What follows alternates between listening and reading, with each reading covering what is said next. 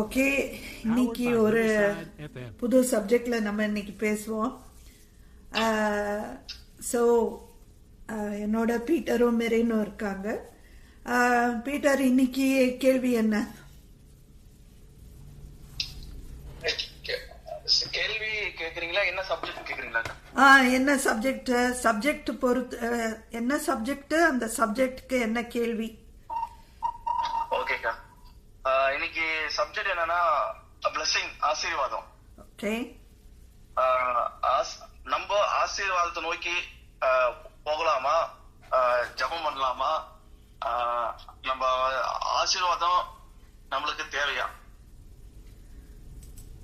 Okay, அதுல நீங்க போன தடவை கூட அதை பத்தி ஏதோ பேசிட்டு இருந்தீங்க. ஜெனரலா என்ன சொல்றாங்க, ஆசீர்வாதத்தை பத்தி என்ன சொல்றாங்க? கடவுள் எப்படி ஆசீர்வதிப்பார் அப்படின்னு ஏதாவது சொல்றாங்களா? நிறைய வசனங்கள் இருக்கா. அம்மிக்கு கொலுக்கி சரிந்து போகும் அளவுக்கு உனக்கு கிடைக்கும் அப்படின்னு சொல்றாங்க. அப்புறமா இந்த மத்தேயு 5ஆம் அதிகாரத்துல வந்து இயேசு கிறிஸ்து ஒரு பிரசங்கம் பண்ணிருப்பாரு, மலை பிரசங்கம். அது ரொம்ப முக்கியமான ஒரு பிரசங்கம். அதுல 3 நாள், ஐ திங்க் 3 நாள் பிரசங்கம் பண்ணிருக்கும் போது நிறைய ஜனம் கேதர் ஆயிருக்கும் போது அவ்வளவு பேருக்கும் சாப்பாடு குறைவுபட்டுரும். அப்போ 2 மீன் 3 அப்பம் அந்த மாதிரி ஏதோ சம்திங் சொல்லி ஜெபம் பண்ணி அது நிறைய பேருக்கு, அந்த கூட்டத்துல எல்லாருக்கும் அது கிடைச்சி மீதியாகி நிறைய மூட்டை, ஐ மீன் கூட கணக்குல மீதி ஆயிடும். சோ அதை வச்சு பிளெஸிங் சொல்லுவாங்க. நீ 2 அப்பம் 3 மீன் நீங்க சர்ச்சில காணிக்க குத்தினா இது மாதிரி உனக்கு நிறைய பிளெஸிங் வரும். ஒரு எக்ஸாம்பிளா சொல்றாங்க. அதே மாதிரி ஏகப்பட்ட வசனங்கள், புதிய ஏற்பாடுலாம் சரி பழைய ஏற்பாடுலாம் சரி, ஏகப்பட்ட வசனங்கள்லாம் இருக்கு. ஆனா அதே பைபிள தான் ஐஸ்வர்யவான் பரலோகத்துல பிரவேசிக்க முடியாது, ஊசி காதுக்குள் ஒட்டகம் போக முடியாதுன்னு சொல்றாங்க. இதுக்கு பிளெஸிங்கா வேணும், பிளெஸிங் இருக்க கூடாதுன்னு சொல்றது. இதுல எனக்கு எதை நம்ம எடுத்துக்கலாம்? ஓகே, இது ரொம்ப நல்ல கேள்வி. அதுவும் இல்லாம என்ன சொல்லலாம்னா, இன்றைய யுகம், இன்றைய காலத்துக்கு ரொம்ப ஏற்ற கேள்வி அப்படின்னு நம்ம சொல்லலாம். ஸோ முதலாவது நான் என்ன நினைக்கிறேன்னா, நீங்க முதல்ல சொன்ன வசனம், அந்த அமுக்கி குலுக்கி கொடுக்கறது, அதை கொஞ்சம் பார்ப்போமே. லூக்கா சுவிசேஷம் 6வது அதிகாரம்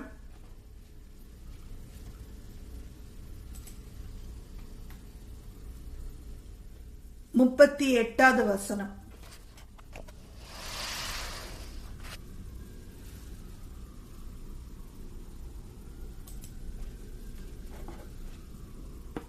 குடங்கள் அப்போது உங்களுக்கு கொடுக்கப்படும், அமுக்கி குலுக்கி சரிந்து விழும்படி நன்றாய் அளந்து உங்கள் மடியிலே போடுவார்கள். நீங்கள் அந்த அளவினால் அலங்கரிக்கிறீர்களோ அந்த அளவில், ஓகே சாரி, எந்த அளவில் நீங்க அள்ளுகிறீர்களோ அந்த அளவில் உங்களுக்கும் அளிக்கப்படும் என்றார். இதுதானே நீங்க சொன்னீங்க, நீங்க கொடுங்க உங்களுக்கு எப்படி கொடுக்கப்படும். இப்போ இது என்னன்னா, இப்போ நம்ம முதல்ல நம்ம பேசணும், நம்ம 3 பேர் பேசணும். அப்போ ரெக்கார்டிங் பண்ணுமா ஞாபகம் இல்லை எனக்கு. ஆனா நம்ம அன்றைய கால சாம்ராஜ்யங்கள் பத்தி எல்லாம் பேசணும். இப்போ பைபிள் யாரு எழுதுனா அப்படின்னு ஒரு கேள்வியோட ஆரம்பிப்போமே. உங்களுக்கு ஏதாவது ஞாபகம் இருந்தா சொல்லுங்க. பைபிள் எந்த மாதிரி மக்கள் எழுதுனாங்க? இல்ல நான் இப்படி கேக்குறேனே, தானியல் புஸ்தகத்தை யார் எழுதுனா? தானியல் புஸ்தகத்தை தானியல் தான் எழுதியிருக்காரு. சரி, தானியல் யாரு? ஒரு தீர்க்கதரிசி. சரி, அவரு எங்க இருந்து படிச்சாரா இல்லையான்னு கேக்குறீங்களா? இல்ல, என்னுடைய கேள்வி அவர் வந்து என்ன பெரிய ராஜாவா இல்ல அவர் வந்து அவரு நார்மல் பர்சன் அவரு. அவரு அவர் கதைகள்ல ஏதாவது உங்களுக்கு கதை ஞாபகம் இருக்கா? அது தானியேல் சிங்கத்தின் குகையில தள்ளி. சிங்கத்தின் குகையில அவரை யார் தள்ளினா? ராஜா.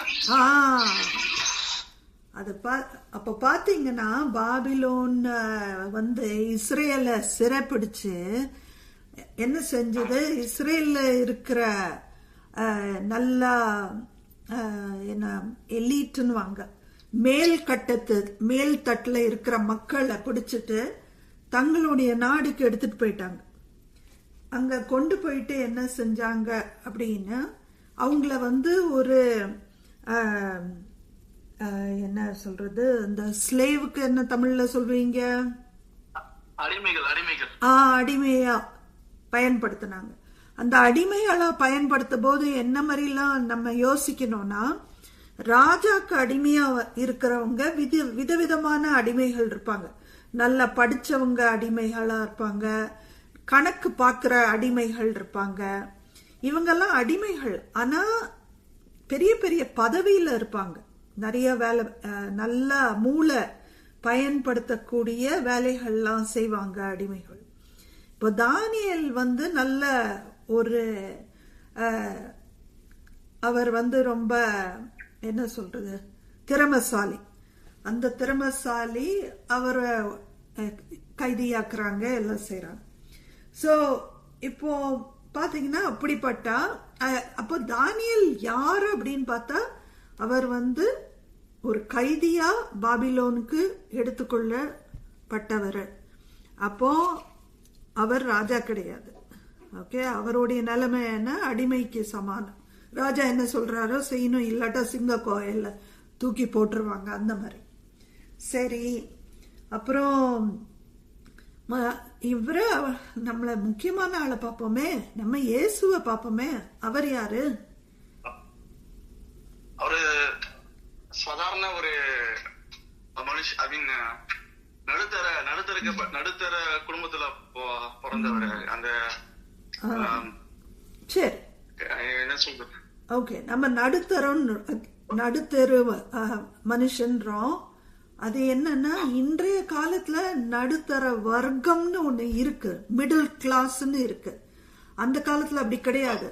99% வந்து ஒரு நாளைக்கு ஆகாரம் கிடைக்கிறது கூட கஷ்டப்படுற மக்கள்.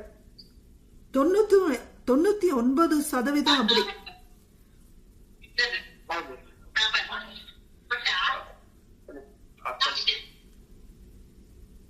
சொல்லுங்க.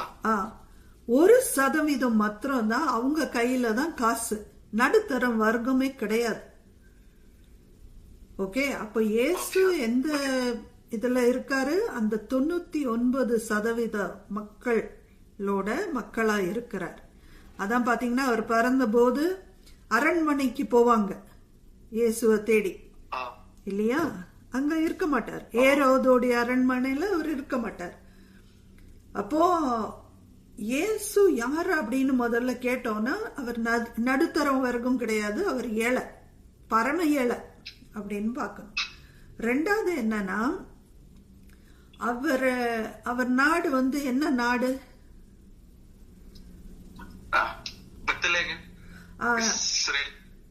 இஸ்ரேல் சொல்றோம், ஜுதேயான்னு சொல்லலாம். அந்த டைம்ல சாதாரணமா இஸ்ரேல் மக்கள் அப்படின்னு சொல்லுவாங்க. சரி, அது இன்னும் அது நிறைய இது இருக்கு. ஆனா யார் ஆட்சி பண்ணா அந்த இஸ்ரேல் நாடு? ஜுதேயாவா? ரோம சாம்ராஜ்யம் ஆட்சி பண்ணுச்சு. அப்போ இப்போ நம்ம இந்தியாவை ஆங்கிலேயர்கள் ஆட்சி பண்ணாங்க. அப்போ நம்ம இந்தியா ஃப்ரீயா இருந்ததா? அடிமையா, அவங்க கண்ட்ரோல். அதே நிலைமை தான் இயேசுக்கு. சோ அதே இதெல்லாம் யோசிச்சு பாருங்க. பவுல் வந்து நிறைய கடிதங்கள் எழுதியிருக்காரு. அப்போ பவுல் என்னதான் இருந்திருக்காரு? அவருடைய நாடு என்னதாயிடுச்சு? ரோம சாம்ராஜ்யத்துக்கு அடிமையா இருக்கு. சரியா? அப்போ அடிமையா இருக்குன்னா இப்ப பவுல் வந்து எருசலேம்லயோ இல்ல இஸ்ரேல் நாட்டிலயோ வளரல. என்ன ஆயிடுச்சு, அவரு சிதறடிக்கப்பட்டார். இந்த மாதிரி எல்லாரையும் ஒரு நாடை போய் நம்ம தாக்க போது மக்கள் வந்து அந்த நாட்டை விட்டு ஓடுவாங்க இல்லையா. அதுல எப்படியோ ஏதோ ஒரு காரணத்தினால பவுல் வந்து தன்னுடைய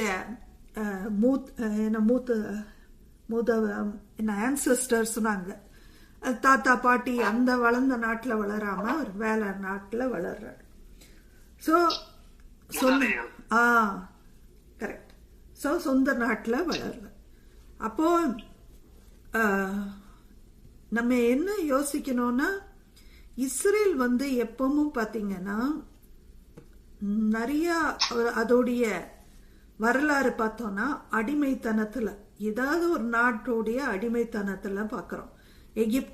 எகிப்து நாடு அவங்க அடியில அடிமையா இருந்தாங்க. அப்புறம் ரெண்டா பிளந்தது. ரெண்டா பிளந்த போது இல்ல, அது செங்கலை தாண்டி வந்து இஸ்ரேல் நாடுன்னு உருவாது. தாவீது ராஜா, சாலமன் இருக்காங்க, பிறகு அவங்களுடைய பிள்ளைங்கெல்லாம் இருக்காங்க. அப்புறம் அவங்களுக்குள்ள சண்டை வருது, எங்களுக்கு தனி நாடு. இஸ்ரேலே 2 துண்டா பிரியுது.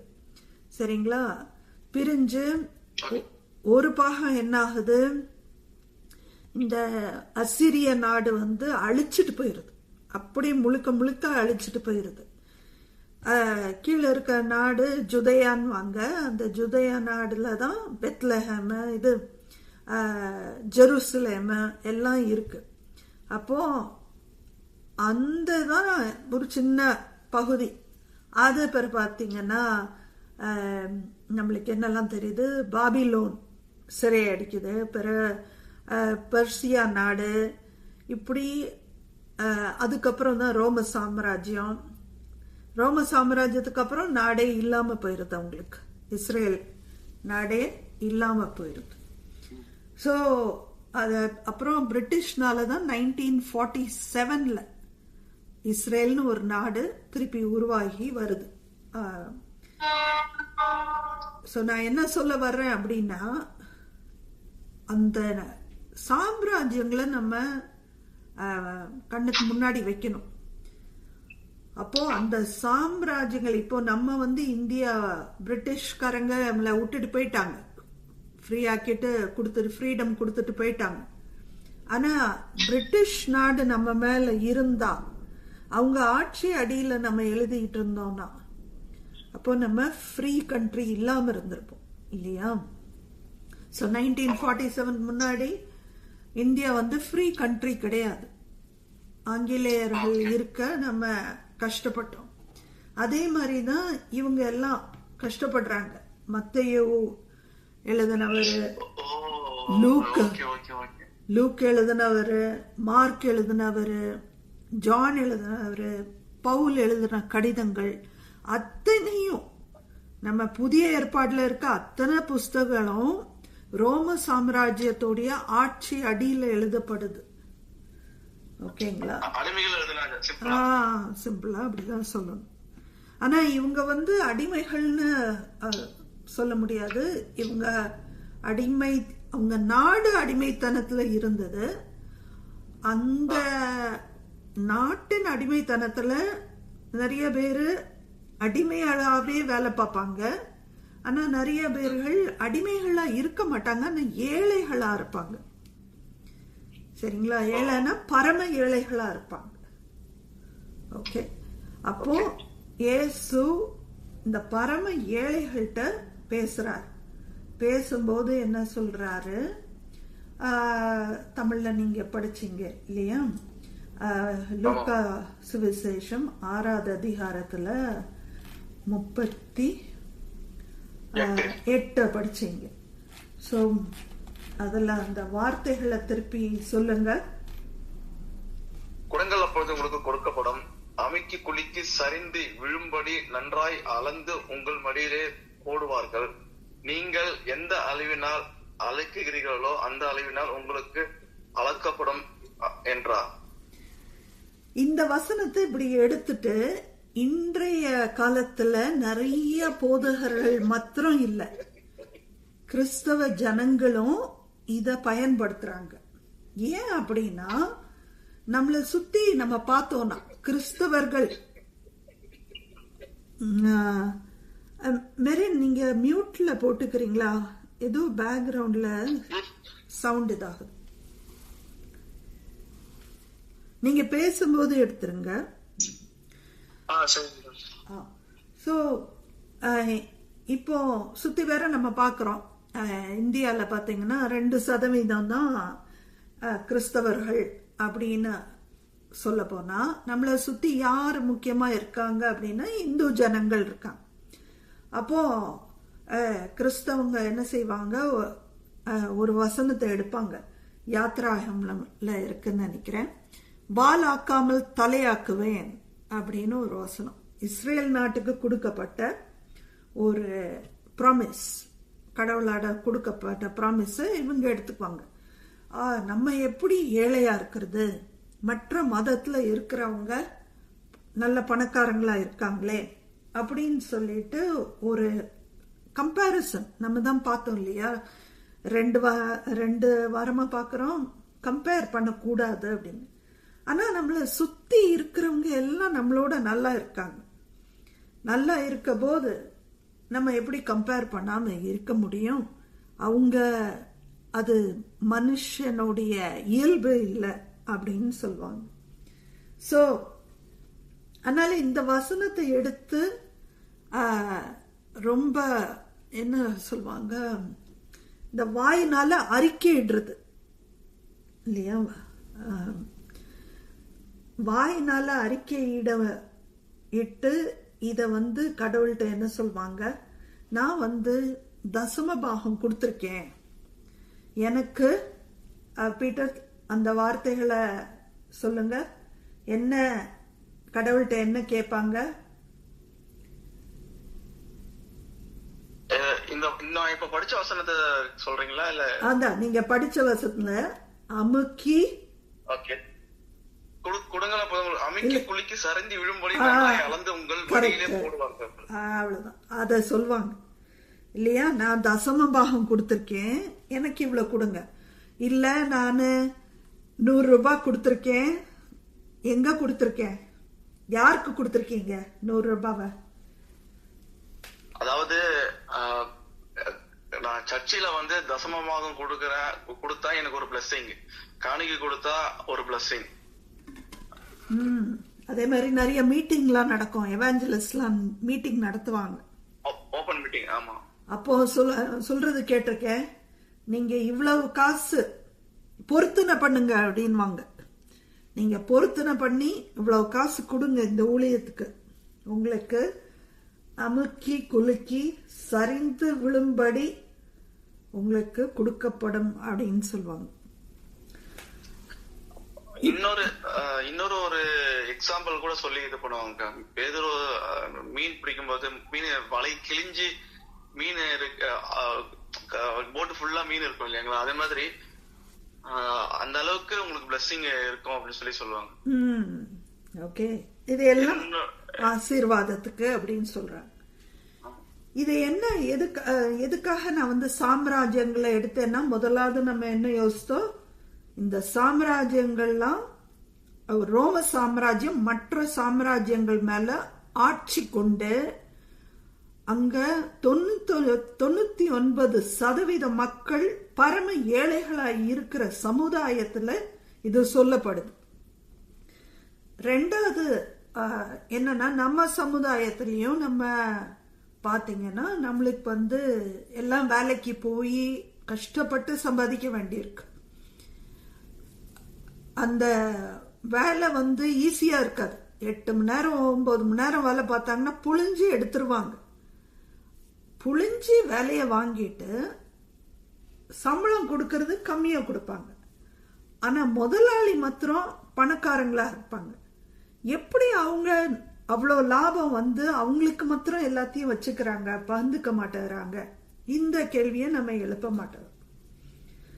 சோ இந்த வசனங்களை என்ன செய்யறாங்க, அந்த இப்ப பைபிள் என்னென்ன, பைபிள் வானத்துல இருந்து உளுந்ததா?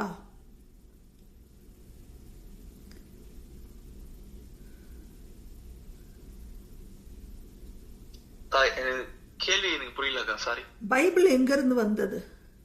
வானத்துல இருந்து? பைபிள் இல்லக்கா, அந்த காலகட்டத்துல நடந்தத மனிதர்களால எழுதப்பட்டதுக்கா. கேள்விப்பட்டதும் சரி, அவங்க லைஃப்ல நடந்ததும் சரி, அந்த காலகட்டத்துல எழுதப்பட்டது. எழுதப்பட்டது. அதான் நம்ம பார்த்தோம். பவுல் எழுதினார்னா அந்த காலத்துல என்ன ஆச்சு அப்படின்னு அவர் அந்த காலகட்டத்துல எழுதுறாரு. சரி, அப்போ கடவுள் வானத்துல இருந்து தூக்கி போடல, மனிதர்கள் தான் எழுதியிருக்காங்க இல்லையா? ஆனா இப்போ அப்படி படிக்க மாட்டேறாங்க. இப்ப என்ன செய்யறாங்க, இந்த பைபிளை ஏதோ வானத்துல இருந்து தூக்கி போட்ட மாதிரி ஒரு வசனத்தை மாத்திரம் எடுக்கிறாங்க. எடுத்து அது ஆசீர்வாதத்துக்காக பயன்படுத்துறாங்க. இந்த மக்கள் எல்லாருமே, இந்த ஊழியம் பண்றவங்க எல்லாருமே அந்த வசனத்துக்கு முன்னாடி என்ன சொல்லியிருக்கு பின்னாடி என்ன சொல்லியிருக்குன்னு பார்க்க மாட்டேறாங்க.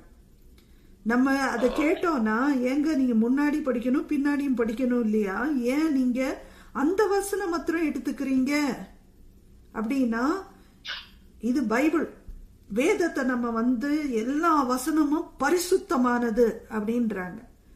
நிறைய பரிசுத்தமா இல்லாதது இவங்க சொல்ற பரிசுத்தம். இவங்க சொல்ற பரிசுத்தம் என்ன சொல்றது, என்னமோ எங்கேயோ தப்பு பண்ணக்கூடாது, ஒழுக்கமா இருக்கணும். அப்போ தாவீதெல்லாம் உட்கார்ந்துட்டு இருக்காரு பைபிளுக்குள்ள. அவர் பண்ண தப்பு தான் உலகத்துக்கே தெரியுமே. தாவீது பண்ண தப்பு இப்ப உலகத்துல இருக்க கிறிஸ்தவங்களுக்கு எல்லாம் தாவீது என்ன தப்பு பண்ணாரு அப்படின்னு தெரியுமே. அந்த கதை இருக்கே பைபிள்ல. அது என்ன பரிசுத்தமான கதையா?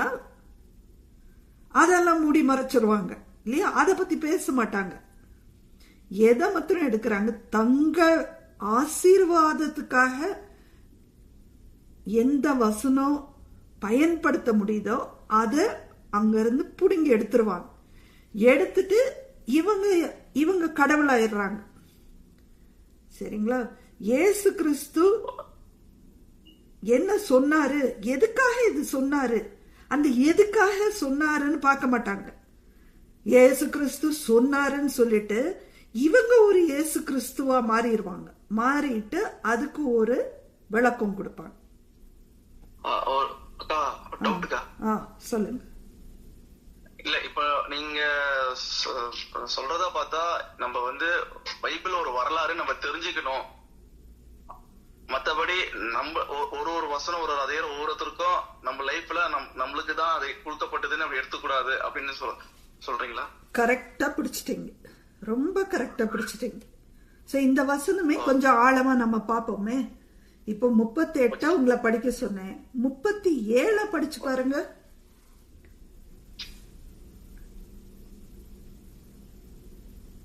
மற்றவர்களை குற்றவாளிகள் என்று தீர்க்காதிருங்கள், அப்போது நீங்களும் குற்றவாளிகள் என்று தீர்க்கப்படாதிருப்பீர்கள். மற்றவர்களை அக்கினிக்குள்ளாக்கும்படி தீர்க்காதிருங்கள், அப்பொழுது நீங்களும் அக்கினிக்குள்ளாகாதிருப்பீர்கள். விடுதலை பண்ணுங்கள், அப்போது நீங்களும் விடுதலை பண்ணப்படுவீர்கள். இங்க விடுதலை பண்ணுங்கள்னு போட்டிருக்கு, இங்கிலீஷ்ல ஃபர்கிவ்னு போட்டிருக்கு, மன்னிக்கிறதுன்னு போட்டிருக்கு இல்லையா?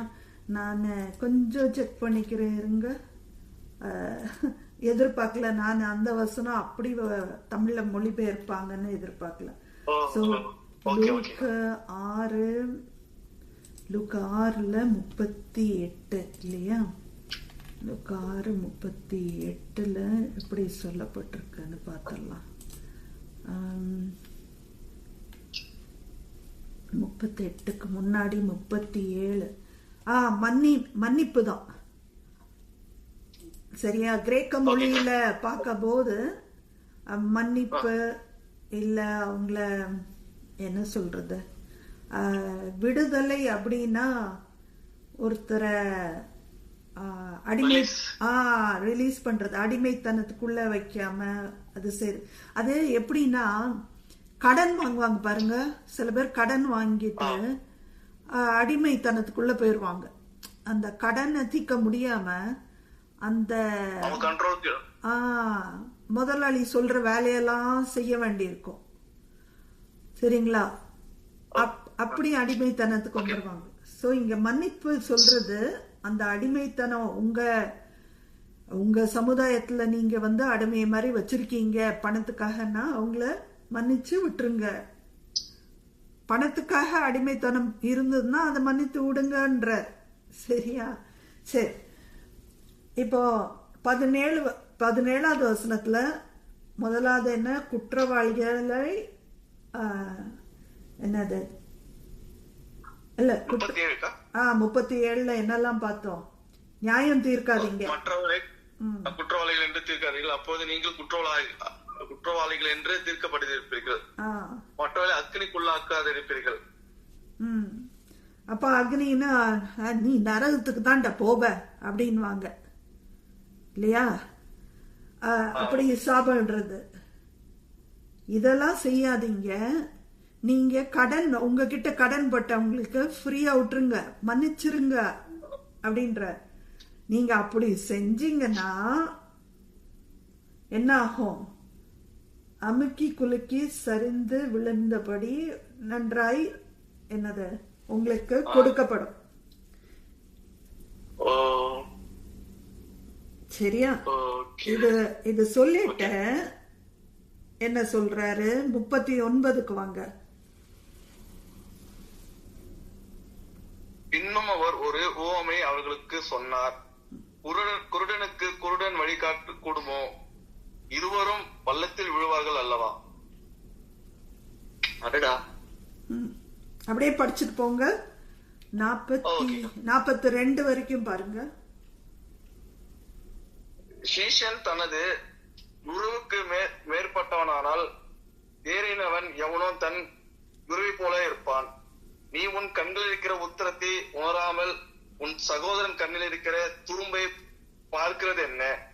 அல்லது நீ உன் கண்ணில் இருக்கிற உத்தரத்தை உணராமல் உன் சகோதரனை நோக்கி, சகோதரனே, நான் உன்னை கண்ணில் இருக்கிற துரும்பை எடுத்து போட்டும் என்று நீ சொல்லாதபடி மாயக்காரனே, முன்பு உன் கண்ணில் இருக்கிற உத்தரத்தை எடுத்து போடு, பின்பு உன் சகோதரன் கண்ணில் இருக்கிற துரும்பை எடுத்து போட வைப்பாரா இருப்பார்.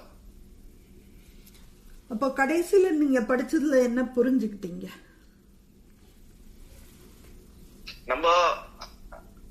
நம்ம கிட்ட நிறைய மிஸ்டேக்ஸ் இருக்கும். அது நம்ம பார்க்காம நம்மளுடைய பக்கத்துல இருக்கிறவங்க, நைபர்ஸ், சகோதரர்கள் நீ தப்பு பண்ற, நீ இது மாதிரி இருக்கிற அப்படின்னு நம்ம அவங்கள நியாயம் தீர்ப்போம். அப்போ அந்த ஒரு மாதிரியான சூழ்நிலையில அப்ப 38வது வசனத்தை எப்படி புரிஞ்சுக்கலாம்?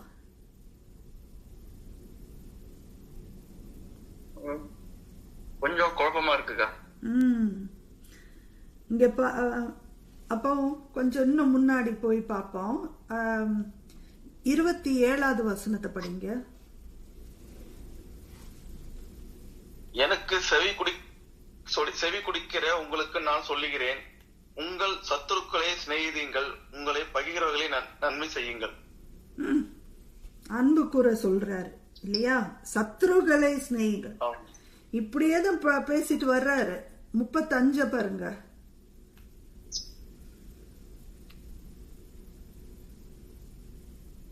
உங்கள் சத்துருக்களை சிநேகிதீங்கள், நன்மை செய்யுங்கள், கைமாறாதாமல் கடன் கொடுங்கள், அப்பொழுது உங்கள் பலன் மிகுதியா இருக்கும், உன்னதமானவர்களுக்கும். படிக்க தொடர்ந்து அவ்வளவுதான். சோ பாத்தீங்கன்னா இப்போ இன்னும் கொஞ்சம் திருப்பி மேல போய் பார்ப்போம். இங்க அங்கன்னு பாக்குறோம், பரவாயில்ல. 30வது வசனத்தை 29 பாருங்க. உன்னை ஒரு கன்னத்தில் அறிகிறவனுக்கு மறு கன்னத்தையும் கொடு, உன் அங்கேயை எடுத்துக் கொள்கிறவனுக்கு உன் வஸ்திரத்தையும் கொள்ளாதிருப்பது என்னது? எடுத்துக்கொள்ளாத எடுப்பது 30. உன்னிடத்தில் கேட்கிற எவனும் கொடு, உன்னுடையதை எடுத்துக் கொள்கிறவனிடத்தில் அதை திரும்ப கேளாதே. 31. மனுஷர் உங்களுக்கு எப்படி செய்ய வேண்டும் என்று விரும்புகிறார்களோ அப்படியே நீங்களும் அவர்களுக்கு செய்யுங்கள். டோட்டலா குழம்பிச்சுக்கா. சோ என்ன சொல்றாரு, விரோதியா இருந்தா அவங்கள நேசிங்க. அவன் உன்னுடைய துணியை எடுத்துட்டானா, மேல இருக்க அங்கேயே எடுத்துட்டானா, நீ உன் ஷர்ட்டையும் சேர்த்து கொடுத்துக்கிட்டே இரு. அதெல்லாம் கரெக்ட். நீ கொடுத்தீனா அவனை நியாயம் தீர்க்காத. அந்த விரோதியா, அது என்ன விரோதியா 27வது வசனத்துல சத்ருக்களை அப்படின்னு போட்டு பகையாளி. அவன் தப்பு பண்ணிட்டான் அப்படின்னு சொல்லிக்கிட்டு இல்லாம உன் கண்ணுல இருக்கிற இத பாரு, நீ எவ்வளவு தப்பு பண்ணிருக்கன்னு பாரு. உன்னுடைய எதிரிய நீ நேசிக்கணும். அவன் ஒன்றிருந்து எடுத்துக்கிட்டானா நீ அவனுக்கு இன்னும் கொடு. அவனை நேசிக்கணும். இல்ல சாரி இல்ல, இது பிராக்டிகலா எப்படி பிராக்டிகலா இல்ல. இது அதான் சொல்றாரு, இப்படிதான் நீ உன்னுடைய எதிரிகளை நேசிக்கணும். அவனை நியாயம் தீர்க்காத. அவன் உன்கிட்ட கடன் பட்டிருந்தானா அவனுக்கு கொடுத்துக்கிட்டு, நீ கொடுத்தீன்னா உனக்கு அமுக்கி குலுக்கி கொடுக்கறேன் அப்படின்றார். ஓ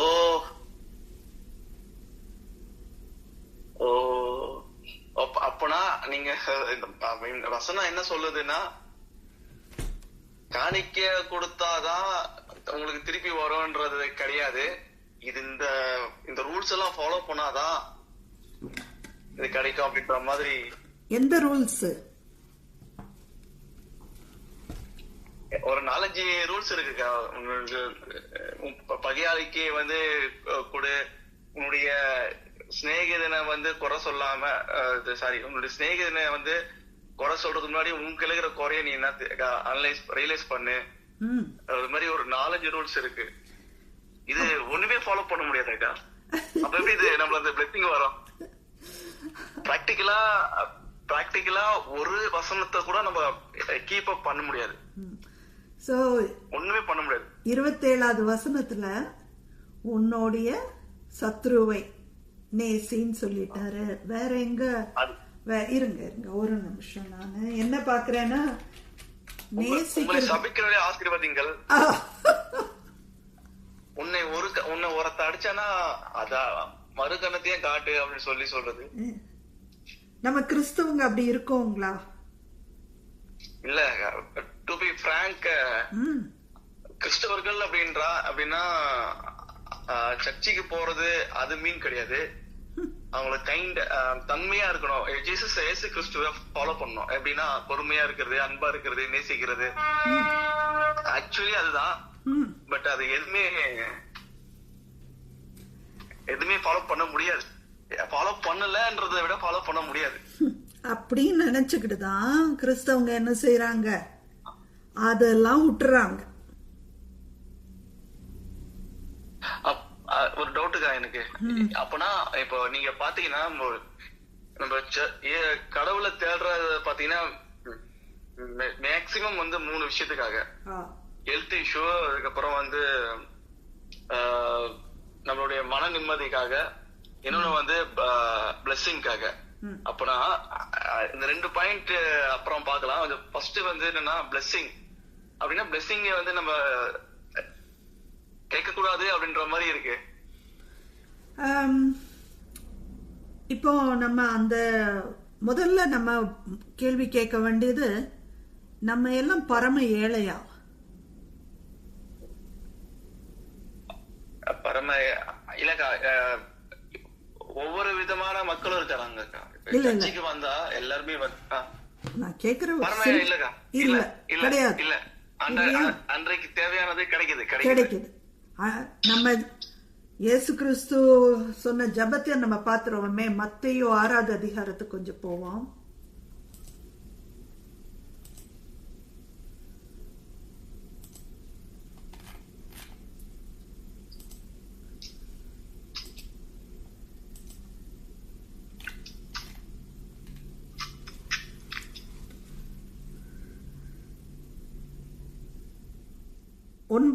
ஒன்பதாவது வசனத்துல இருந்து 13வது இல்ல 15 வரைக்கும் படிங்களேன். நீங்கள் ஜெபம் பண்ண வேண்டிய விதமாவது, பரமண்ணில் இருக்கும் எங்கள் பிதாவே, உம்முடைய நாமம் பரிசுத்தப்படுவதாக, உம்முடைய ராஜ்யம் வருவதாக, உம்முடைய சித்தம் பரமண்டத்தில் செய்யப்படுகிறது போல பூமியில செய்யப்படுவதாக. எங்களுக்கு வேண்டிய ஆகாரத்தை இன்றே எங்களுக்கு தாரும். எங்கள் கடனாளிகளுக்கு நாங்கள் மன்னிக்கிறது போல எங்கள் கடன்களை எங்களுக்கு மன்னியும். எங்களை சோதனைக்குட்படுத்த பண்ணாமல் தீமையின்றி எங்களை ரட்சித்துக் கொள்ளும். ராஜ்யம் வல்லமும் மகிமும் என்றைக்கும் உம்முடையவைகளே, ஆமேன் என்பதே. ஓகே, சோ இயேசு இதான் சொல்லித்தர. அன்றன்றுள்ள ஆகாரம் அப்பம் உங்களுக்கு கிடைச்சா நீங்க பரம ஏழை இல்லை. உங்களுக்கு ஆல்ரெடி எல்லாம் கொடுக்கப்பட்டுருச்சு. அப்புறம் என்னங்க ஆசீர்வாதம் வேணும்? நம்மகிட்ட தான் எல்லாம் இருக்கே. இப்போ இங்க நான் நான் சர்ச்சுக்கு போறேன். சர்ச்சு கூட சேர்ந்து ஊழியெல்லாம் பண்ணிருக்கேன். இந்த 3 விஷயத்துக்காக தான் ஜனங்க தேவாலயத்துக்கு வராங்க. அதுல 3த்துல இது ஆசீர்வாதம் தான் மெயின். அப்போ இப்போ எப்படி சொல்றதுன்னா, இதுல நீங்க இதுவும் இன்க்ளூட் பண்ணிக்கலாம், கம்பாரிசமும் இன்க்ளூட் பண்ணிக்கலாம். சாப்பாடு அதெல்லாம் இருந்தோம். ஒரு ஓலை வீடு இருந்தா எனக்கு ஒரு மெத வீடு வேணும், அதுக்காக ஜெபம் பண்ணுவாங்க. சைக்கிள் இருக்கிறவங்க வண்டிக்கு வேணும்னு சொல்லி ஜெபம் பண்ணுவாங்க. வண்டி இருக்கிறவங்க காருக்கு வேணும் சொல்லி ஜெபம் பண்ணுவாங்க. அப்புறமா ஒரு விஷயத்துக்காகவும் வீட்டுல ஏசி வேணும், ஃப்ரிட்ஜ் வேணும். இது நடைமுறையில நான் பார்த்தது எல்லா மக்களும் இதுதான் ஆசீர்வாதம் நினைச்சு இதுக்காக தான் நிறைய பேர் ஜெபம் பண்ணுவாங்க. எனக்கு இவ்வளவு கடன் இருக்கு அப்படின்னு சொல்லி ஜெபம் பண்ணுவாங்க. அப்படி ஜெபம் பண்றாங்க. நம்மளுடைய தேவைகளுக்காக நம்ம ஜெபம் பண்ண ஆசீர்வாதத்துக்கு, அதாவது தேவைகள் ஆசீர்வாதம், இது 2 இதுக்காக நம்ம ஜெபம் பண்ண கூடாதாக்கா? இப்ப நான் ஒரு ஓலை வீட்டுல இருக்கேன்னா கடைசி வரை அதுலயே இருக்கணுமா? நான் கார்லயோ இல்ல மெத்த வீட்லயே இருக்க கூடாதா? மத்தேயு 6க்கு போவோம். மத்தேயு 6ல இருக்கும் இல்லையா? மத்தேயு 6ல 24வது வசனத்தை படிங்க. 2 எஜமானங்களுக்கு ஊழியம் செய்ய ஒருவனாலும் கூடாது. ஒருவனை பகைத்து மற்றவனை சிநேகிப்பான், அல்லது ஒருவனை பற்றி கொண்டு மற்றவர்களை அசட்டை பண்ணுவான். தேவனுக்கு உலக பொருளுக்கும் ஊழியம் செய்ய உங்களால் கூடாது. சரி, அது இதுலயும் ஒரு சந்தேகம் இருக்குக்கா. இந்த வசனம் ஊழிய செயல்களுக்காகவா இல்ல நார்மல் பீப்புளுக்காகவா? ஓகே, 2 எஜமானுக்கு ஊழியம் செய்ய முடியாதுன்னு சொல்லி வசனம் சொல்லுது. ஒரு எஜமான் ஊழியம் இயேசு கிறிஸ்து தேவன் கடவுளுக்காக, இன்னொன்னு நம்மளுடைய லைஃப் நல்லா இருக்கிறதுக்காக. சோ ஊழியக்காரங்க அவங்களுக்கு இந்த வசனம் பொருந்தும், நார்மல் பீப்புளுக்கு இந்த வசனம் எப்படி பொருந்தும்? ஓகே, அப்போ என்ன கேள்வி கேக்குறான்னு, இது யாருக்கு சொன்னாரு அப்படின்னு வருது இல்லையா? ஓகே, இப்போ இயேசு கிறிஸ்து எப்போ இத பேச ஆரம்பிக்கிறாரு அப்படின்னா 4க்கு போவோம். மத்தேயு 4வது அதிகாரத்துல இத பேச ஆரம்பிக்கிறார். மலை பிரசங்கம்னு கேள்விப்பட்டிருக்கீங்களா? ஆமாக்கா, இப்போதான் அந்த வசனம் சொன்னலக்கா, 2 அப்பம் 3 மீன் 3 அது அப்புறம் வரும். இது மலைக்கு போய் இதாரு. சரி, இப்போ பாருங்க, ஒரு நிமிஷம். 4வது அதிகாரத்துல 23 இருந்து 25, 23 இருந்து படிக்க, அப்படியே படிங்க. பின்பு இயேசு கலிலேயா எங்கும் சுற்றி நடந்து அவருடைய ஜெப ஆலயங்களில் உபதேசித்து ராஜ்யத்தின் சுவிசேஷத்தை பிரசங்கித்து ஜனங்களுக்கு உண்டாயிருந்த சகல வியாதியும் சகல நோய்களையும் நீக்கி சொஸ்தமாக்கினார். அவருடைய கீர்த்தி சிரியா எங்கும் பிரசுதமாயிற்று. அப்பொழுது பலவித வியாதிகளையும் வேதனைகளையும் அடைந்திருந்த சகல பிணியாளிகளையும் பிசாசு பிடித்தவர்களையும் சந்திரகளையும் திமிர்வாதிக்காரனையும் அவரிடத்தில் கொண்டு வந்தார்கள். அவர்களை சொஸ்தமாக்கினார். தொடர்ந்து படிக்கிறாங்க. ஆமா. கலிலேயாவில், தெக்கப்போலியாவிலும், எருசலேமிலும், யூதாவிலும், யோர்தானுக்கு அப்புறத்திலும் இருந்து திரளான ஜனங்கள் வந்து அவருக்கு பின் சென்றார்கள். திரளான ஜனங்கள் பின் சென்றார்கள். இப்ப அப்படியே 5வது அதிகாரம் முதல் வசனத்தை பாருங்க. அவர் திரளான ஜனங்களை கண்டு மலையின் மேல் ஏறினார். அவர் உட்கார்ந்த பொழுது அவருடைய சீஷர்கள் அவரிடத்தில் வந்தார்கள். அப்போது அவர் தமது வாய் திறந்து அவர்களுக்கு உபதேசித்து சொன்னது என்னவென்றால், ஆவில் எளிமை உள்ளவர்கள் பாக்கியவான்கள், பரலோக ராஜ்யம் அவர்களுடையது. போதும். சோ அங்க மலையில உட்கார்ந்து அவரு சொல்ல ஆரம்பிக்கிறார். சொல்லும் போது இந்த வசனங்கள்ல இதெல்லாம் சொல்றாரு. இப்ப மத்தேயு 6வது அதிகாரத்துக்கு வருவோம். வரும்போது தான் இந்த ஜெபம் பண்ண சொல்ற. 6வது அதிகாரத்துல 9வது வசனம், இந்த மாதிரி ஜெபியுங்கள் அப்படின்றாரு. அப்படின்னு சொல்லிட்டு 24வது வசனத்துக்கு வரும்போது என்ன சொல்றாரு? உங்களுக்கு 2 எஜமானங்கள் இருக்க முடியாது. ஒரு எஜமானன் கடவுளும், அடுத்த எஜமானன் காசு. இங்க வந்து தமிழ்ல என்ன போட்டிருக்கு? காசுக்கு பதிலா 2 எஜமானர்கள் ஊழியம் செய்ய ஒரு நாளும் கூடாது. ஒருவனை பகித்து மற்றவனை சிநேகிப்பான், அல்லது ஒருவனை பற்றி கொண்டு மற்றவரை அசட்டை பண்ணுவான். தேவனுக்கும் உலக பொருள்னு போட்டிருக்கு. இது வந்து கிரேக்க மொழியில மேமன்னு போட்டிருக்கு. மேமன்னா காசுன்னு போட்டிருக்கு. காசு, பணம், என்ன சொல்றது, பணக்காரன் என்னெல்லாம் வச்சிருப்பாங்க அதுதான்.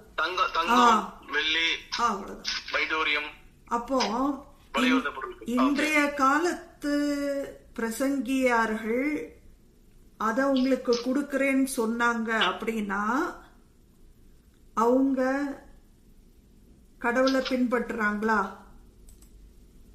இல்ல, வசனத்துக்கு முரண்பாடா இருக்கு இல்லையா? 24 திருப்பி அந்த 2 எஜமானதுக்கு அப்புறம் என்ன போட்டிருக்கு? 2 எஜமானர்கள் ஊழியம் செய்ய ஒருவனாலும் கூடாது. ஒருவனை பகைத்து மற்றவனை சிநேகிப்பான், அல்லது ஒருவனை பற்றி கொண்டு மற்றவனை அசட்டை பண்ணுவான். அப்ப இந்த மாதிரி போதகம் கொடுக்கிற ஊழியக்காரங்க மாத்திரம் இல்லைங்க, கிறிஸ்தவங்கன்னு சொல்றவங்க எல்லாருமே யாரு? அத கொஞ்சம் முதல்ல பாத்துருவோம். நம்ம எங்கெங்கயோ போறோம், பரவாயில்ல. அதாவது இதுக்கு முன்னாடி நிறைய வாட்டி இந்த வசனத்தை பாத்துருக்கோம், ஆனா இவ்வளவு டீப்பா பார்த்தது இல்ல. 1 பேதுரு 2:9 பாருங்க.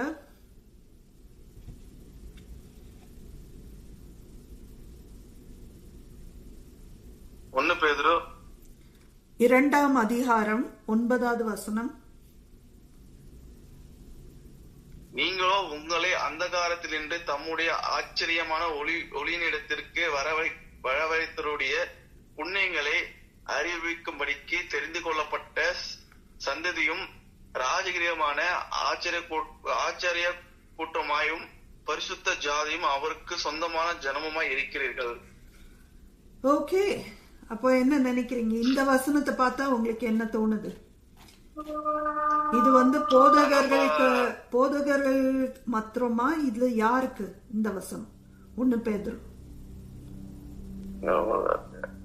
எல்லாருக்குங்க. அப்போ கிறிஸ்துவ பின்பற்றவங்க எல்லாருக்குமே இந்த வசனம் பொருந்துமா? கண்டிப்பா. சரியா? யாரெல்லாம் நான் கிறிஸ்துவோடைய ஆளு அப்படின்னு சொல்றாங்களோ கட்டாயம் அவங்க யாரு அப்படின்னு நம்ம நினைக்கலாம். அப்படின்னா ராஜரீகமான ஆசாரிய கூட்டமாயும் பரிசுத்த ஜாதியாயும், பாருங்களேன், அவருக்கு சொந்தமான சொல்லுங்க பிரித்தெடுக்கப்பட்ட ஜனங்கள். இது நம்ம ஊழியக்காரங்களும் சரி, நம்ம கிறிஸ்தவ மக்கள் நான் இயேசுவதான் நான் நேசிக்கிறேன், எனக்கு அவர் தான் ஃபர்ஸ்ட், மற்றவங்களாம் நெக்ஸ்ட் அப்படின்னு சொல்லுவாங்க. அவங்க இந்த மத்தேயு 6வது அதிகாரத்துல என்ன சொல்லி இருக்குன்னா, நம்ம திருப்பி அந்த 6வது அதிகாரத்துல 24வது வசனத்தை திருப்பி பார்ப்போம்.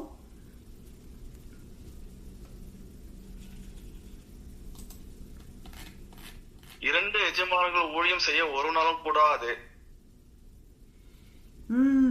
ஒருவனை பகைத்து மற்றவனை சிநேகிப்பான், அல்லது ஒருவனை பற்றி கொண்டு மற்றவனை அசட்ட பண்ணுவான்.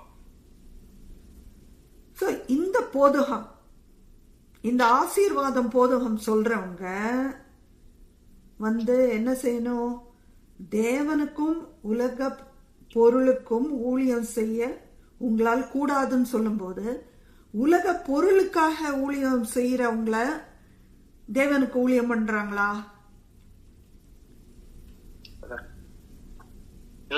இல்ல.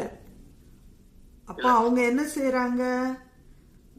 அல்ல என்ன அந்த வசனத்துல போடுதுன்னா, ஒருவனை பகைத்து மற்றவனை சிநேகிப்பான். அப்ப உலக பொருளை அவன் நேசிக்கிறான். யார பகைக்கிறான்? கடவுளை, தேவனை பகைக்கிறான். யாவே தேவன். குட். ஒருவனை பற்றி கொண்டு மற்றவனை அசட்டை பண்ணுவான்.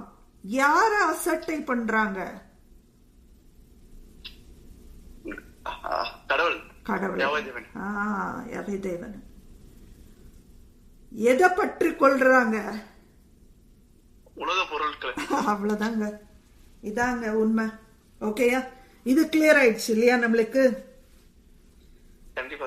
ஓகே. அந்த வசனமே ஆணி அடிச்ச மாதிரி சொல்லிருச்சு. அப்போ நீங்க அடுத்த ஒரு கேள்வி, முக்கியமான கேள்வி கேக்குறீங்க. அப்போ நான் என்ன ஏழையா இருந்தேன்னா ஏழையாவே இருக்கணுமா? நான் குடிசையில இருந்தா குடிசையில இருக்கணுமா? இல்ல, அப்படி கிடையாது. அப்படி கிடையவே கிடையாது. என்ன, இயேசு பின்னாடி சுத்தினவங்க எல்லாருமாவா இது செஞ்சாரு? பவுல் என்ன செஞ்சாரு இல்லையா?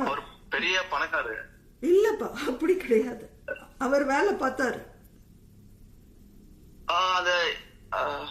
துணி தைச்சு அவர் வேலையை பார்த்துக்கிட்டு என்ன மாதிரி செஞ்சாருன்னா, மிருகத்தோடைய தோல், கரெக்ட், மிருகத்தோடைய தோல் இருக்கு இல்லையா, அந்த தோல் வச்சு என்ன செய்வாங்க? டென்ட், கூடாரம் கட்டுவாங்க. அப்புறம் செருப்பு, பைய சேருதெல்லாம் மிருக தோல்ல செய்வாங்க. அந்த மாதிரி ஒரு தொழில் தான் அவர் பண்ணாரு. அவர் அப்படி பண்ணாரு. சரிங்களா? பேதுரு என்ன மாதிரி வேலை பார்த்தாருன்னு நினைக்கிறீங்க? அவர் மீன் பிடித்தவர். மீன் பிடித்தல விட்டுட்டு என்ன செய்யறாரு? ஊழியம் பண்றார். ஊழியம் பண்ணும் போது இந்த ஏழைகள், பரம ஏழைகள் அவருக்கு கொஞ்சம் காணிக்க தர்றாங்க. பரம ஏழைகள் எவ்வளவுங்க காசு தர முடியும்? ரொம்ப கம்மி தான். ரொம்ப கம்மி. எக்ஸ்பெக்ட் பண்ற அளவை விட கம்மி தான். மீன் பிடிக்கிறது சொல்லுங்க. அவங்களுடைய தேவைக்கே அவங்களுக்கு கிடைக்காது. ஆமா. சோ அவரை மீன் பிடிக்கிற தொழில விட்டுட்டு எங்க வந்துடுறாரு, இந்த மாதிரி இல்லாதவங்கிட்ட இருந்து கொஞ்சம் கிடைக்குது பாருங்க, அந்த கொஞ்சத்துல அவர் வாழ்றாரு. ஓகே, இப்படி அவர் சோ ஒருத்தரும் ஒரு ஒரு விதமா வாழ்றாங்க. நம்ம ஏன் பணத்துக்காகவும் இல்லாட்டா பொருளுக்கு பின்னாடி போறோம்? ஆசை, அவ்வளவுதான். ஆசை, கம்பேரிசன். ஆமா. பக்கத்துல என்னோட கிளாஸ் ஸ்கூல்ல படிச்ச பையன், அவன் பெரிய வீடு வாங்கியிருக்கான். ரெண்டு பெட்ரூம் இருக்கு, 2 பாத்ரூம் இருக்கு, பெரிய வீடா இருக்கு. நானும் அவனை மாதிரியே வாங்கணும். அவன் ஆசை, அவன் என்ன வச்சிருக்கானோ அது எனக்கும் வேணும். அது உனக்கு தேவையா? அதான் கேள்வி. நான் குடிசையில இருக்கேனா, இல்ல நல்ல ஒரு கூரை நல்லா போட்ட வீடுல இருக்கேனா, சிமெண்ட் வீடுல இருக்கேனா, எனக்கு அந்த இது சொல்ல தெரியல. ஆனா உனக்கு தேவையா, அந்த கேள்விதான் கேட்கணும். இப்ப பாத்தீங்கன்னா நம்ம துணி இல்லையா, கிறிஸ்துமஸ்க்கு ஒரு துணி, நியூ இயர்க்கு ஒண்ணு, பர்த்டேக்கு ஒண்ணு, ஒரு கல்யாணத்துக்கு போகும்போது வாங்குறாங்க. நகை, ஷூ, வாட்ச், என்னென்னமோ செய்ய எதோ பொருள்.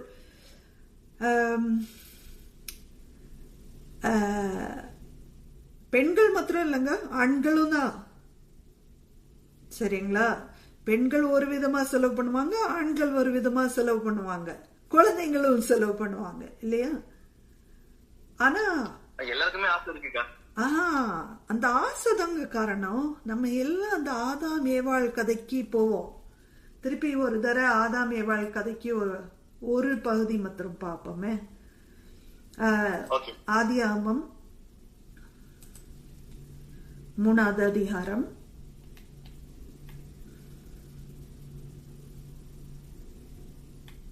6வது வசனம்.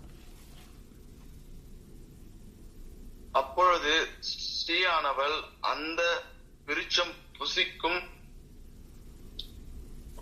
நல்லது, பார்வைக்கும் இன்பமும் புத்தியை தெளிவிற்கு இச்சடிக்கப்பட்டத விருட்சமாய் இருக்கிறது என்று கண்டு அதன் கனியை பறித்து புசித்து தன் புருஷனுக்கு கொடுத்தால் அவன் புசித்தான். இச்சை வருதாங்க. ஆமாக்கா. பார்வைக்கு இன்பமும் இல்லையா, இச்சிக்கப்பட்டதற்க விருட்சமாய் புத்தியை தெளிவிக்கிறதுக்கு. அது எதுக்கு தேவையா?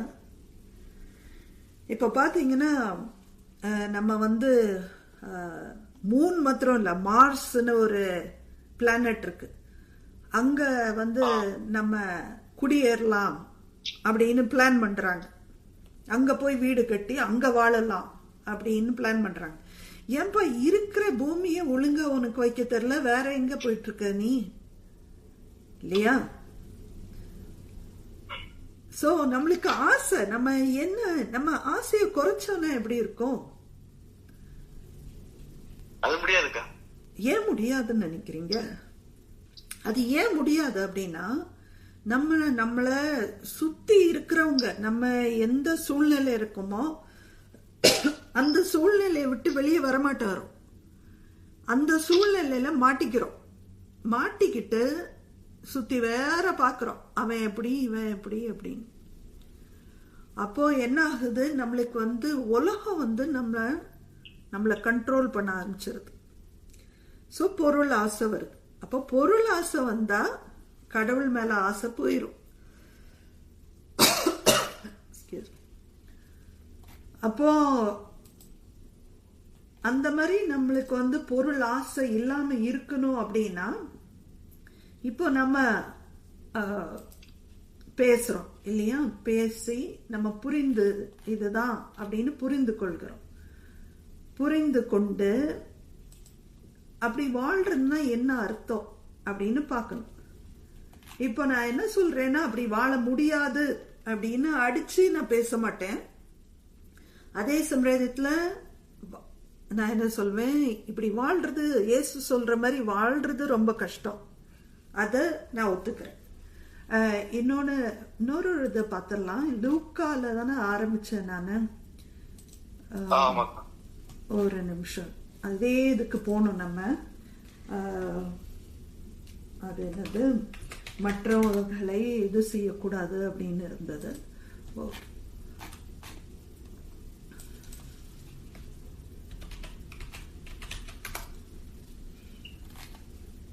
அந்த வசனம் உங்களுக்கு ஞாபகம் இருக்கா? லூக்கா அதுல எது என்ன பார்த்தோம்னா, வசனம் நீங்க எந்த வசனம் சொல்றீங்கன்னு தெரியல. இல்ல இப்போ நம்ம ஆரம்பிச்சது அமுக்கி குலுக்கி சந்து. ஆமா, அந்த வசனம் எங்க பார்த்தோம் ஞாபகம் இருக்கா உங்களுக்கு?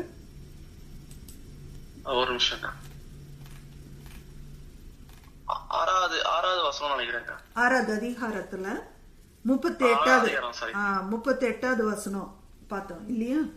இப்போ இது யாருக்கு சொன்னாருன்னு பாத்துருவோமே. அதே அதிகாரத்துல 6வது அதிகாரத்துல 17வது வசனம், 17, 18, 19. பின்பு அவர் அவர்களுடன் கூட இறங்கி சமமான ஒரு இடத்தில் நின்றார். அங்கே அவருடைய சீஷர் அநேக பேர் அவருடைய உபதேசத்தை கேட்கும்படிக்கும் தங்கள் வியாதிகளின்று குணமாக்கும்படிக்கும் யூதா தேசத்தில் திசைகள் யாவற்றிலிருந்து எருசலேம் நகரத்திலிருந்து திரு சீத்தேன் பட்டணங்களில் இருக்கிற கடலோரத்திலிருந்து வந்தார்கள். திரளான ஜனங்கள் இருந்தார்கள். அசுத்த ஆவிகளால் வதைக்கப்பட்டவர்களும் வந்து ஆரோக்கியம் அடைந்தார்கள். அவரிடத்திலிருந்து வல்லமை புறப்பட்டு எல்லோரையும் குணமாக்கினபடியினாலே ஜனங்கள் யாவரும் அவரை தேடும்படிக்கு வகை தேடினார்கள். இது மக்கள், அவரை சராசரியான மக்கள் கஷ்டத்துல வந்து அவர்கிட்ட அந்த கஷ்டம் தீர்றதுக்காக வர்றாங்க. அப்போ என்ன நடக்குது? 20வது வசனம் படிங்க. அப்பொழுது அவர் தம்முடைய சீஷர்களை நோக்கி பார்த்து, தரித்திராகிய நீங்கள் பாக்கியவான்கள், தேவனுடைய ராஜ்யம் உங்களுடையது. அப்போ சீடர்களை பார்த்து இதெல்லாம் சொல்றார். சீடர்கள் மாத்திரம் இதை கேட்டாங்களா, மற்ற ஜனங்கள் அதை கேட்டாங்களா அப்படின்னு நம்மளுக்கு தெரியல. ஆனா சீடர்களை பார்த்து அவர் சொல்றார், நம்ம இயேசு கிறிஸ்துவோடைய சீடர்களா? கண்டிப்பாக. நம்ம அவர்தான் நம்ம கிறிஸ்துவ பின்பற்றுறோம். அப்போ சீடர். அப்போ அவங்க கிட்ட என்ன சொல்றாரு? 27வது வசனத்துல, உன்னுடைய விரோதிய நீ நேசிக்கணும், அவங்க மேல அன்பு கூறணும், அவங்க உன்னுடைய துணியெல்லாம் எது செஞ்சுட்டாங்கன்னா நீ கொடுக்கணும். அப்போ சீடர்களுக்கு யார் வந்து விரோதி, யார் வந்து அவங்களுடைய சத்துரு அப்படின்னு தெரிய வேண்டியிருக்கு. அப்புறம் 32வது வசனம் படிங்க.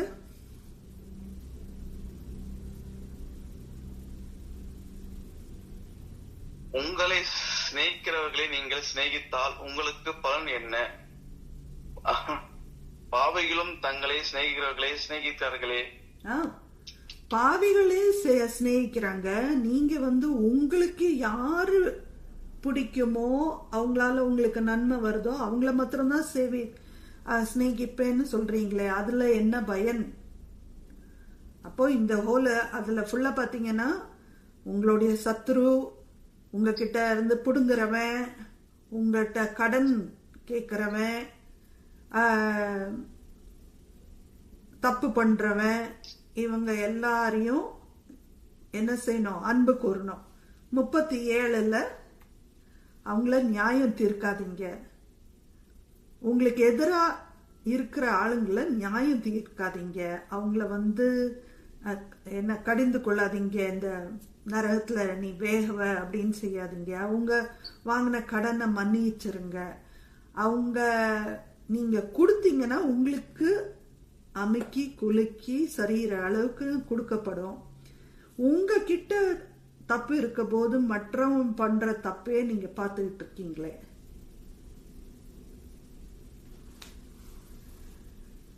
எவ்வளவு கடினமானது. அப்போ பண்ண முடியாதுங்க. அப்போ என்ன தெரியுதுன்னா, இந்த சாம்ராஜ்யத்துல நம்ம இருக்க போது ஏன் நம்ம மக்கள் நம்மகிட்ட விரோதமா இருக்காங்க, நம்மகிட்ட ஏன் கடன் வாங்குறாங்கன்னா, இந்த சாம்ராஜ்யம் கடன் வாங்க வைக்குது அவங்கள. இந்த சாம்ராஜ்யம் என்ன செய்யுது, பகையை உருவாக்குது. நம்ம ஃப்ரெண்ட்ஸா இருக்க முடியாம பகைவர்களா இருக்க. அது பிரிட்டிஷ் சொல்வாங்க, பிரிட்டிஷ் ஆட்சி பண்ணும்போது டிவைட் அண்ட் ரூல் அப்படின்வாங்க. நம்மளுக்குள்ள பிரிவினை உருவாக்குனாதான் வெளிநாட்டுல இருந்து வர்றவன் அவன் நம்மள ஆதிக்கம் பண்ண முடியும். அப்ப இன்றைய காலத்து பில்லியனர்ஸ் இருக்காங்க பாருங்க, எல்லா காசும் அவங்க வச்சுக்கிட்டு இருக்காங்க பாருங்க, அவங்கதான் ராஜாக்கள் ஆயிடுறாங்க. அந்த ராஜாக்கள் என்ன, நம்மளுக்குள்ள சண்டை இருந்துகிட்டே இருந்தாதான் அவன் பணக்காரன் ஆவான். நம்மளுக்குள்ள சண்டை இருக்க போது போட்டி பொறாம வரும், நம்ம போட்டி போடுவோம். அவன்கிட்ட சாதாரண கார் இருந்தா நம்ம அதுக்கு மேல ஒரு கார் வாங்க பார்ப்போம். அவன் நல்ல ஜம்முன்னு ஒரு வீடு வச்சிருந்தான்னா நம்ம கடன் வாங்கியாவது வீடு வாங்குவோம். அவன் மனைவி நகை புதுசா நகை வாங்கிட்டான்னா அதோட ஜாஸ்தி ஒரு பவுன் போட்டு நகைய வாங்குவோம். நம்மளுக்குள்ள போட்டி. யாருக்குள்ள போட்டி? நம்ம ஏழைகளுக்குள்ள போட்டி போடுறோம். பணக்காரன் நம்மளால இன்னும் பணக்காரன் ஆகிறோம். அதான் இயேசு என்ன சொல்ல வர்றாருன்னா, ஒற்றுமையா இருங்கப்பா.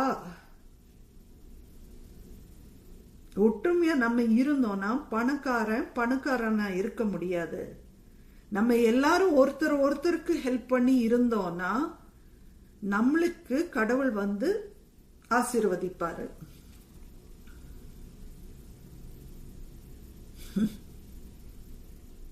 இவ்வளவு ரூல்ஸ் ஃபாலோ பண்ணலாம்க்கா. இவ்வளவு ரூல்ஸ் உங்களுக்கு மாத்திரம் இல்ல, இந்த சமுதாயத்துக்கே இந்த ரூல்ஸ். இந்த சமுதாயம் ஃபாலோ பண்ணாம விட்டா நம்மளால ஒண்ணும் செய்ய முடியாது இல்லையா? அப்போ நம்மளுக்கு பிளெஸிங் கிடையாதுக்கா. இந்த யுகத்துல பிளெஸிங் அதுக்காக ஜபிக்கிறது கஷ்டம். ஏன்னா கிடைக்காது. ஆனா நம்மளுக்கு தேவையானது கொடுத்துருவாரு. அது கரெக்ட்.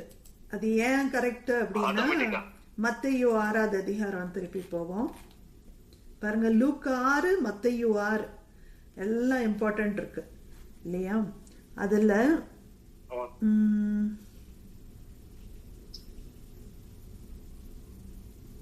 எந்த வசனத்தை பார்க்கலாம்?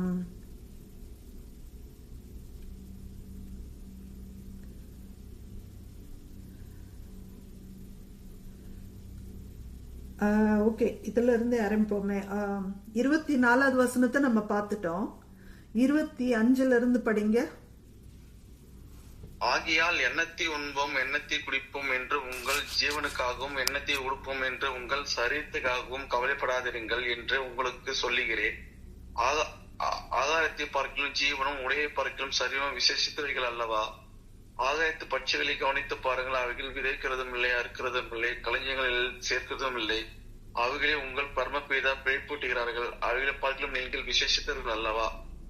கவலைப்படுகிறதுனாலே உங்களில் எவன் தன் சரீர அளவோடு ஒரு முழத்தை கூட்டுவான்.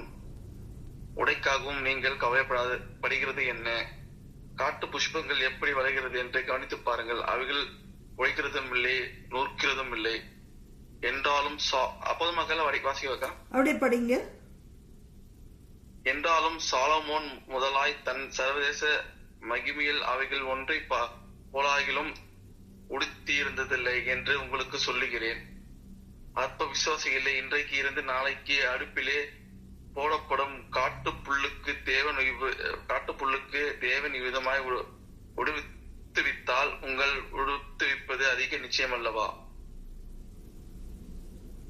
ஆகையால் எண்ணத்தை உண்போம் எண்ணத்தை குடிப்போம் எண்ணத்தை உடுப்போம் என்று கவலைப்படாதீர்கள். இவைகள் எல்லாம் அஞ்ஞானி நாடி தேடுகிறார்கள், இவைகள் எல்லாம் உங்களுக்கு வேண்டியவைகள் என்று உங்கள் பரமபிதா அறிந்திருக்கிறார்கள்.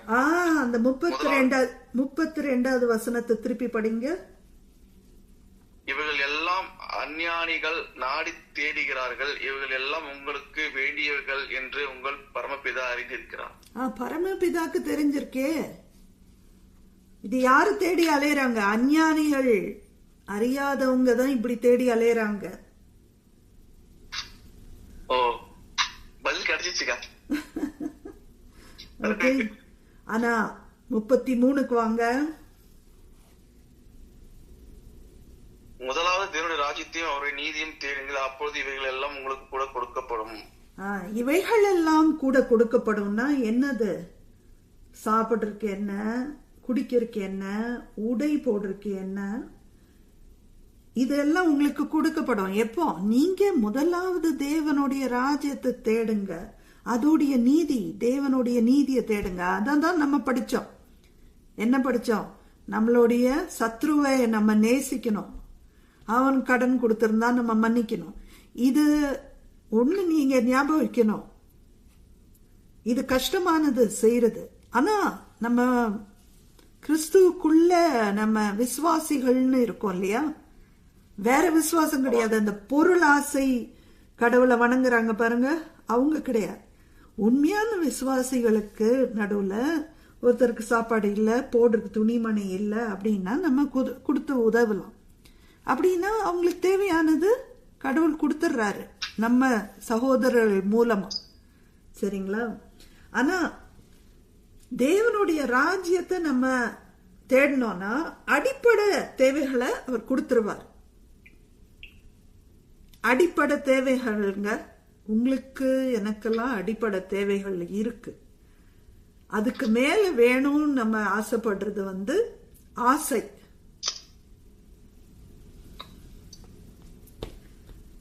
இது இன்னும் யோசிப்போம், இன்னும் போக போக நம்ம இன்னும் யோசிப்போம். சோ இதனால என்ன குழப்பங்கள் வருது அப்படின்னு சிந்திப்போமே. நீங்க முன்ன என்ன சொல்றீங்க? இது ஃபாலோ பண்றது ரொம்ப கஷ்டம்ன்றீங்க. அப்புறம்